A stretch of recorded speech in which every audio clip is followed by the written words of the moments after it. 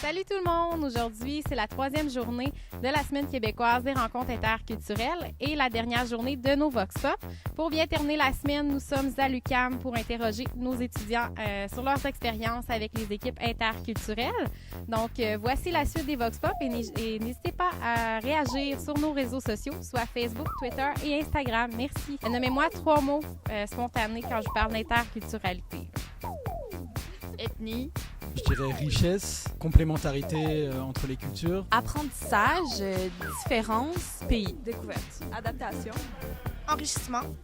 Échange. Est-ce qu'en ce moment, vous avez déjà travaillé dans le passé avec une équipe interculturelle, peu importe le contexte, et m'expliquer un peu la dynamique de l'équipe? Dans le fond, on a beaucoup d'équipes de travaux qu'on doit rédiger en cours ensemble et ça nous permet de rencontrer beaucoup de gens de différents milieux, de différents pays, et puis ça nous permet d'apprendre des cultures. Ça permet de voir comment notre culture influence nos points de vue, et donc ça permet de peut-être changer ces points de vue mutuellement grâce à cette interculturalité.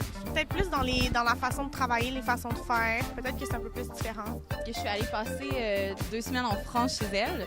Donc, c'est sûr que ça m'apporte différents points de vue. J'ai vu, il n'y a pas eu de choc culturel, mais on voit une différence avec juste la nourriture, le mode de vie qui est vraiment différent. Si vous avez travaillé dans une équipe interculturelle, comment vous feriez pour que ça devienne une force plutôt qu'un obstacle à surmonter? C'est du positif des deux côtés.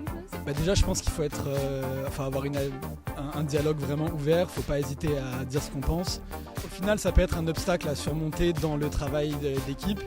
Mais oui, ça devient une force au long terme si les gens sont prêts à accepter aussi le point de vue de quelqu'un d'autre et de le lier à sa culture. Dernière petite question, est-ce que vous avez des enseignants de d'autres cultures? Est-ce que les interactions sont différentes dans les classes par rapport à ça? Il n'y a pas tant de différence parce qu'en fait, ça dépend depuis combien de temps il est établi ici. Notre prof de Chine, je crois qu'il a étudié ici, il a fait son doctorat ici.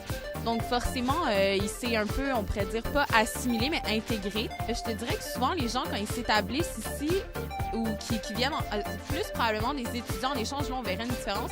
Mais les professeurs, souvent, ils s'intègrent, donc forcément, on voit pas un choc culturel. Oui, on a un cours justement en fait, c'est communication internationale et culture locale.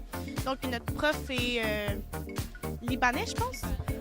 Puis, il nous donne tout le temps des petites anecdotes sur ce que lui a vu parce que lui a travaillé dans plusieurs pays. Donc là, il nous donne des petites anecdotes. Puis ça, c'est intéressant. Je trouve que ça permet de avoir un point de vue qui est différent aussi sur la matière qu'il nous apprend. Donc, pour ça, c'est intéressant. Donc, c'est ce qui conclut les réponses de nos étudiants de l'UQAM. Suivez-nous sur les réseaux sociaux, donc sur Instagram, Twitter et Facebook.